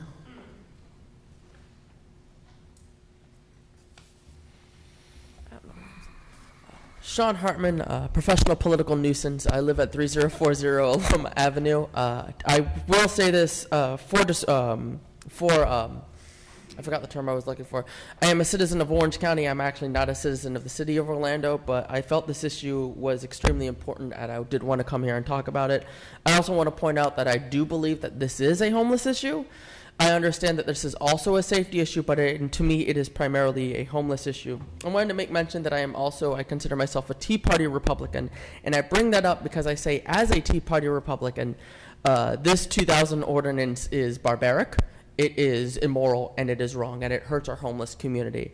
I see a lot of great people here on the dais. I don't know any of your personal stories, as again, I moved here about a year ago. I don't know anyone's personal stories in terms of their politics, but with respect, I highly doubt any of you have been homeless. I have been. I know that there's other people here who either have been homeless, who have advocated for the homeless community here, who are going to speak similar issues. But the fact is, anyone who understands homelessness, anyone who's been homeless, anyone who's worked with the homeless community understands that you don't care for the homeless community by punishing the homeless community. And that is exactly what this 2000 ordinance is doing. Like the individual before me had said, this has been going on for 17 years. That's 17 years where hundreds or thousands of homeless people who've been arrested just for trying to get money, not just for food, but there are homeless shelters out here in the city that you have to pay to have more extended stay, which in my opinion is personally ridiculous, but is something that they are private charities and they have the right to do. So now we are preventing these people, these individuals, these human beings from trying to earn this money so that way they can sleep in a bed and not in the streets. We talk about the city being beautiful. How can the city be beautiful when there's people sleeping on the streets like this? As of course someone mentioned the issue, the previous presenter, the big presenter, mentioned that the Supreme Court issues the issues of free speech. If these ordinances aren't repealed, or at the very least amended greatly, then respectfully, your city attorney is going to have to defend this. It's going to be a cost to your taxpayers. And it's going to be a cost for a lawsuit that respectfully you're going to lose. I saw that many people mentioned something that does show me some concern: the issues of solicitation at a personal home. I think that they are absolutely right. The commissioners who did mention that. I think that's easily solved, though. You make homes a captive. A captive audience, or whatever the term was. You make it that you are prohibited from soliciting from a house. But besides that, when it's in a public area, as long as it isn't aggressive panhandling, I'm okay with it. And I think many people in this community are okay with it because the city of Orlando is such a diverse and compassionate community that I have seen. It's one of the main reasons I moved to the area. I just wanted to say this. This is a city that prides itself on being a progressive city. And many of you were elected as progressive or liberal leaders. I honestly believe that if this ordinance does not pass, you cannot call yourself a progressive city, and you cannot, if you vote no on this ordinance, you cannot refer to yourself as progressive or liberal leaders. I mean, when there are people on the left who say this is wrong, and the people who are right are saying it's wrong, maybe it's time to repeal this ordinance. I think it's just we've been waiting 17 years, and that's 17 years too long. And that's all I wanted to say. Thank you. Bob Snow.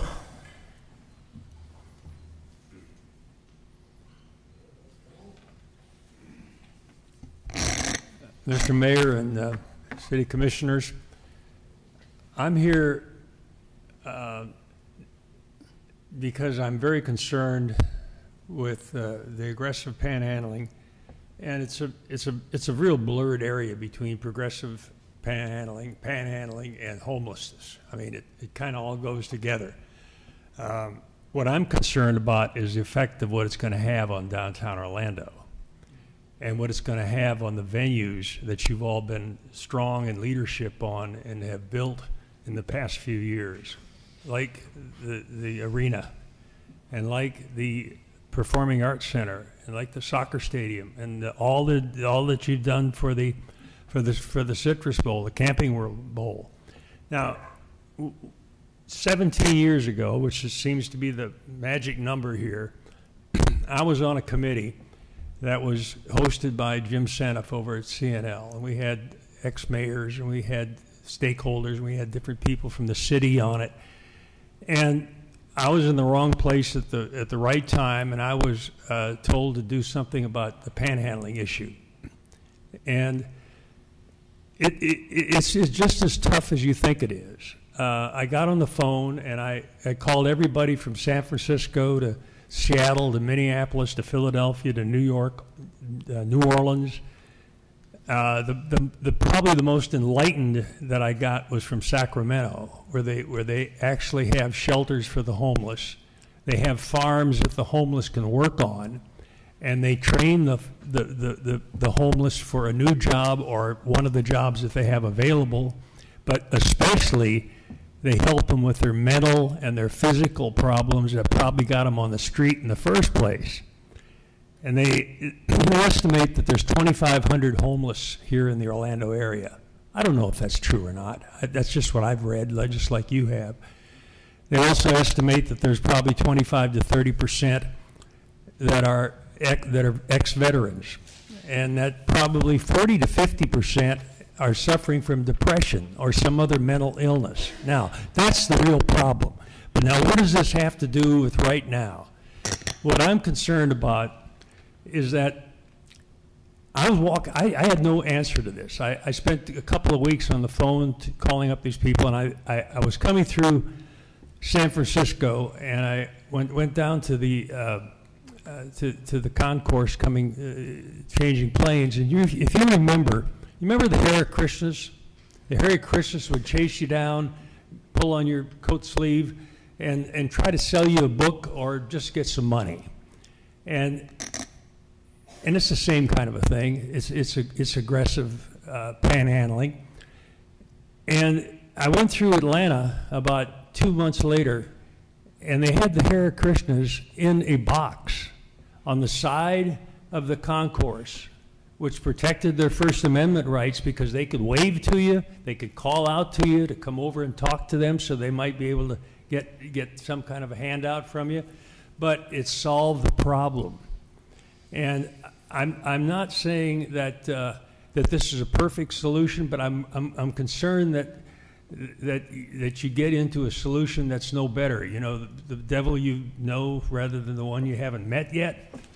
So with that in mind, and with the Hare Krishna box on the side, I got with the then chief of police, and we laid out the whole blue box system.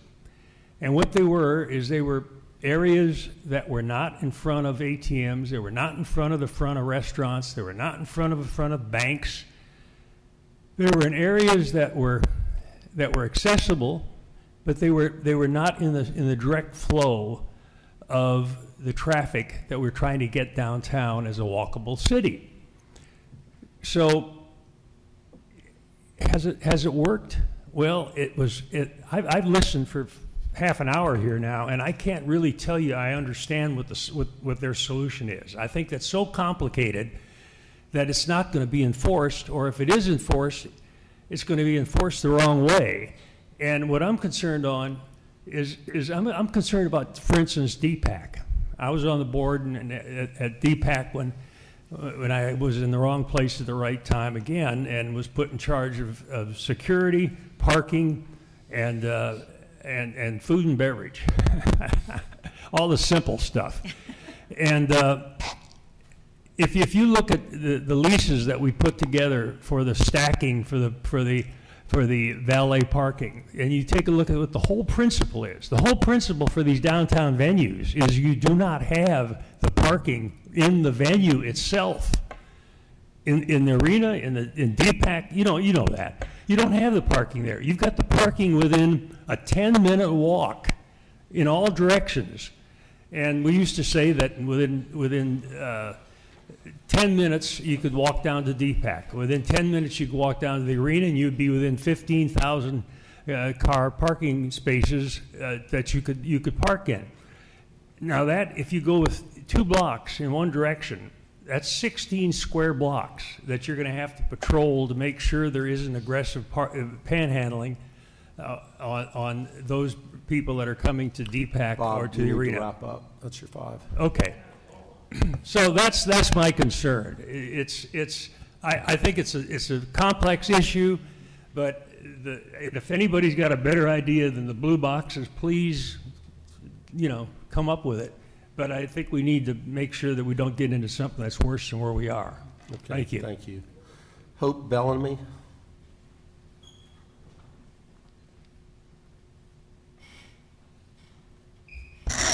Hope Bellamy, 456 West Oak Ridge. Good evening, good afternoon, everyone. I'm here on behalf of, first, with the presentation that was presented. I hear him, and I'm no knocking him, no disrespect at all. He said he did a lot of research on that, and this is what he came back. I think his research that he has done has been basically from the prosecution side of the table, and not actually from the solution side of the table as a mixture of the audience, because what's going to happen is everybody here is talking about the homeless situation. Then we get to the public safety part with the children in the programs, but no one's not talking about what resources will be put in place for those students who are on these sports teams in the local community, who are not at the school level or at the church level, but they have community organizations that have traveling AAU teams. There's nonprofit organizations that's also based in the community. There's no one talking about the resources for them to get funding, but the funding will go to big corporations from the city of Orlando that's coming into the city, and it seems like everything's being adopted from outside of Orlando. As a city, is going to be an initiative that Orlando creates a model for other cities to look in on. The blue box theory remind me of where I spent 11 years and 9 months of my life in prison, where you limit it to your movement, you limit it to the things you could do, and they're strategically placed in locations where there's not a lot of flow of traffic. So when you have individuals who are homeless who got to get money to pay for bed space and they can't get the money, you're going to send them to a crime matter of what? Stealing now, burglaries, or some type of drug transaction to now get funding to pay for the things that they need. It goes down to a bigger perspective of saying, what solutions holistically can he present with the, speaking with people who are homeless, speaking with grassroots organizations, and to tell a car that's traveling, pull over to a public place, where the public place, that car that's on the way to work or on the way to shopping or on the way to somewhere, going to pull over to give the young man or either fire department $1 or $2. These people are traveling, they're coming and going. But the thing is, safety definitely needs to be a measure. It maybe need to be where though when the children are out there, it's the adults that go to the median to retrieve it at their own risk or something. Not sending the children out there and then hold accountable the staff members accountable for sending the children out to the median, because you're putting that child safety at risk.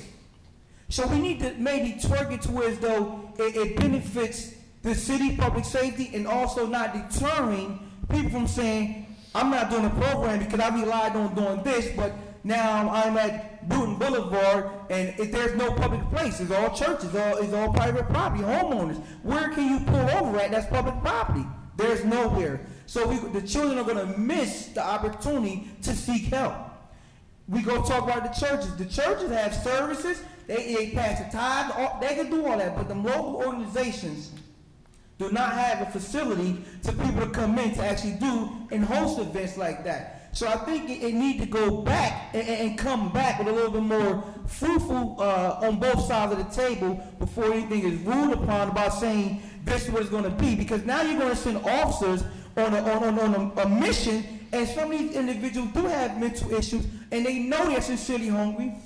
They are sincerely hurting, and they're trying to seek something, and you have an officer just doing his job. So now you're putting an officer in a situation by confronting someone with a mental issue, because why? He's just trying to get someone to get something to eat with. So it has to be a little bit more ironed out, a little more detail before we rule and make a suggestion saying this is what it is. Then to talk about how you're going to send out a letter to all organizations. There are some organizations who are not even listed in the Rolodex book that they might send out to. So they're going to miss the memo.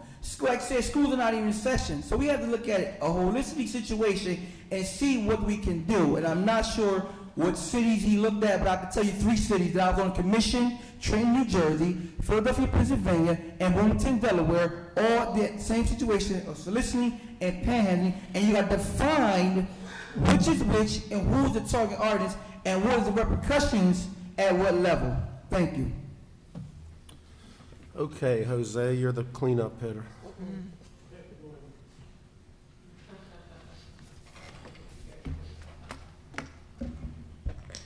My name is Jose Daniel Colon, and I live on Delegate Drive. Sounds kind of presidential. But the First Amendment guarantees freedom concerning religion, expression, assembly, and the right to petition. So that's what we're facing. We're facing the First Amendment. If you all want to trust this guy back here and approve that, and then we're all going to go and fight this, and you guys going to lose, you know, it says it here. It's the First Amendment. So now you have to really see what's going on and go out there, and before you make this, you have to study what's panhandling. Well, let me tell you something, Mr. Bob Snow, you were here. Panhandling could be necessity, it could be an organized crime too. Yeah. Organized crime and panhandling, you say to me, well, how does that work, Jose? Organized crime and panhandling. I'm talking about people that live in nice houses that identify by GPS locations where there's traffic, and they dress like they're homeless, and they make $1,000 a day. And they're organized. You understand that? So now you have an issue that you're dealing with money. And where there's money, there's opportunities. Plain and simple, you know? If somebody goes out there and puts a sign out there asking for help, but it doesn't define whether they're selling a product or something, but if a store goes out there and puts a sign out there that says that they're selling a t-shirt for $5, and when you get to the store, it's $10, what's the difference in that?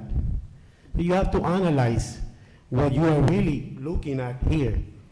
I'm not going to talk here about the homeless issue, because the homeless issue has been attacked, and I'm certain. You know, sometimes you say that I don't defend you guys, but the whole team has done a wonderful job in the last, what is it, like a year and a half, and they have put over 750 people in apartments, in hotels. The whole team right there, when Mr. Stewart is right behind there, has done a wonderful job doing that. So whoever you guys think that these guys are not doing nothing, they're doing something. They're just concerned about how you address the situation when it comes to who you judge, because this can pertain to the charge of that you like you said, like you're loitering, you're being obnoxious. You know, a lot of people that I see through the 22 years that I've been on the blue boxes are the same people.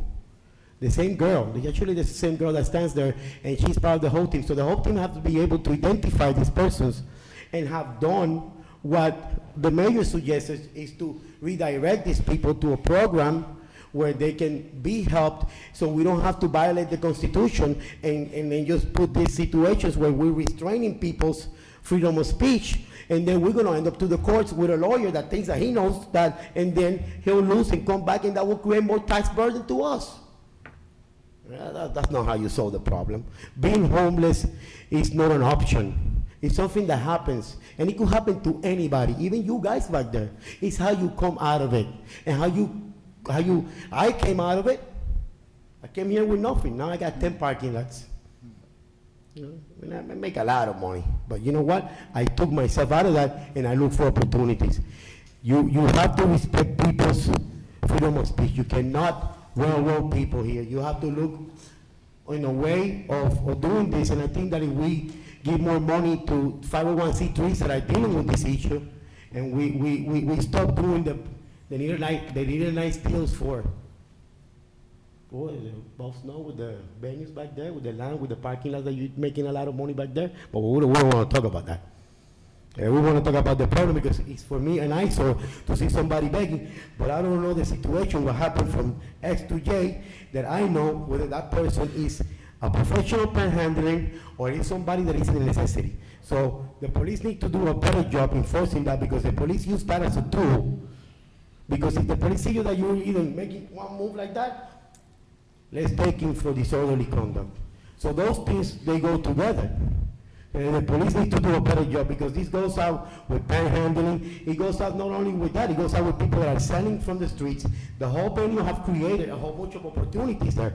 So everybody that stands out there with a sign on District 5 is panhandling, that is parking cars. So how do we solve that too? You know, when there's a will, there's a way, and when you guys create an opportunity, people are going to follow. So people are seeing that there's a group here. You know, Lanier Company, Friends of the Friends. You know how it is, man. I've been here 20 years. But then you're going to see people in the underground world that are going to take up, and they don't really care about your ordinance. They're going to try to do whatever they can because they need to eat. Have a nice day. Okay, that's all the appearance request cards that I have. We have a motion on 2017-42. Is there a discussion? Hearing none, all in favor of the motion indicate so by saying aye. Aye. Those opposed, motion carries. Okay, ordinance 2017-43 has already been read. Is there a motion to approve? Second.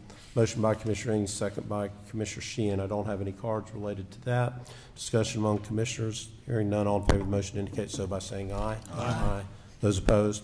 So the motion carries, and that concludes the official business of the Orlando City Council for today.